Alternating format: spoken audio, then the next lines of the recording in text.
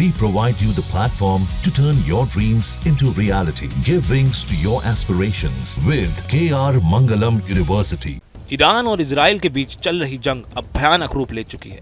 यह धीरे धीरे एक बड़े अंतर्राष्ट्रीय संकट में बदलती जा रही है, क्योंकि अब इस जंग में उत्तर कोरिया के तानाशाह किम जोंग उन भी कूद पड़े हैं। उत्तर कोरिया ने इजराइल की ओर से ईरान पर किए गए एयर स्ट्राइक्स की कड़ी निंदा की और उसे एक घिनौना आक्रामक हमला करार दिया। उत्तर कोरिया की समाचार एजेंसी KCNA के जरिए यह भी कहा गया कि इजराइल अमेरिका और पश्चिमी देशों की मदद से मिडिल ईस्ट की शांति के लिए एक कैंसर जैसा खतरा बन चुका है।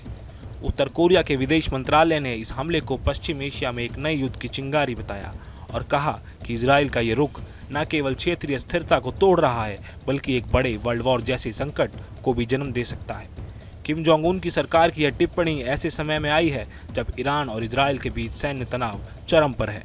हाल ही में ईरान की Islamic revolutionary guard corps IRGC ने बयान जारी कर बताया कि उन्होंने सेजिल 2, जो कि एक solid fuel medium range ballistic missile है, उसे इजराइल की ओर दागा है।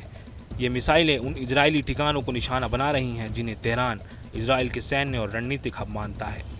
इन हमलों के तुरंत बाद ईरान ने पूरे देश में इंटरनेट एक्सेस पर स्थायी पाबंदी लगा दी, जिससे ये साफ हो जाता है कि ईरान अब पूरी तरह युद्ध मोड में आ चुका है और नियंत्रण बनाए रखने के लिए कोशिश कर रहा है। ईरान का यह जवाब इजराइल के उस हमले के बाद आया है जिसमें उसने दावा किया था कि उसने ईरान के मिसाइल निर्माण केंद्र और न्यूक्लियर प्रोग्राम से जुड़े ठिकानों को टारगेट कर दिया है। इजरायली प्रधानमंत्री बेंजामिन नेतन्याहू ने इस कार्रवाई को सही ठहराते हुए बुधवार को एक टेलीविजन बयान में कहा था कि हम खामेनेई के शासन को जबरदस्त झटका दे रहे हैं। हम उनके न्यूक्लियर प्रोग्राम, मिसाइल केंद्र और सैन्य मुख्यालयों को निशाना बना रहे हैं। उन्होंने ये भी स्वीकार किया था कि इजराइल को इस युद्ध में जबरदस्त नुकसान झेलना पड़ा है, लेकिन उन्होंने अमेरिका और ख़ास तौर पर राष्ट्रपति डोनाल्ड ट्रंप को इजराइल की रक्षा के समर्थन के लिए धन्यवाद दिया। इसी बीच अमेरिका की भूमिका भी बहुत महत्वपूर्ण हो जाती है। व्हाइट हाउस में पत्रकारों से बातचीत में डोनाल्ड ट्रंप ने इशारों में कहा था कि मैं कर सकता हूं या नहीं कर सकता, कोई नहीं जानता कि मैं क्या करूंगा, लेकिन एक बात तय है कि ईरान बहुत बड़ी मुसीबत में है। कुछ बहुत बड़ा होने वाला है, शायद अगले हफ्ते या उससे कुछ पहले। ट्रंप ने यह भी स्पष्ट किया कि उन्होंने अब तक निर्णय नहीं लिया है कि अमेरिका ईरान के किसी न्यूक्लियर फैसिलिटी पर एयर स्ट्राइक करेगा कि नहीं, लेकिन उनका अंदाज बता रहा था कि वॉशिंगटन में तनाव तेजी से बढ़ रहा है और किसी भी वक्त कोई बड़ा फैसला लिया जा सकता है।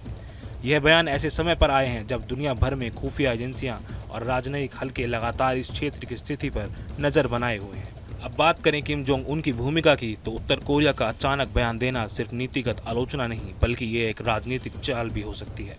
किम जोंग उन लंबे समय से अमेरिका और उसके सहयोगियों को निशाना बनाते आए हैं और अब इस टकराव में खुले तौर पर ईरान के पक्ष में बोलकर उन्होंने एक तरह से अमेरिका के खिलाफ ईरान के साथ खुलकर खड़े होने के सीधे संकेत दे दिए हैं। लेकिन किम जोंग केवल शब्दों की लड़ाई लड़ रहे हैं या उत्तर कोरिया भविष्य में ईरान को कोई सैन्य या तकनीकी सहायता दे सकता है? फिलहाल अभी इस पर कुछ कहना मुश्किल है, लेकिन यह बात तो तय है कि किम की यह एंट्री इस युद्ध को और भी पेचीदा और खतरनाक बना सकती है। जैसे जैसे हालात बिगड़ते जा रहे हैं, एक बड़ा सवाल यह भी है कि क्या ईरान इजराइल युद्ध सीमित रहेगा या फिर अन्य देश जैसे रूस या चीन या फिर यूरोप की ताकतें इसमें खुलकर शामिल होंगी?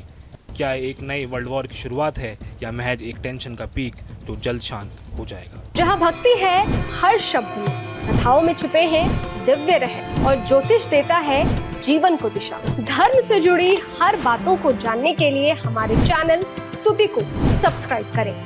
चैनल पर जाने के लिए इस लिंक पर क्लिक करें।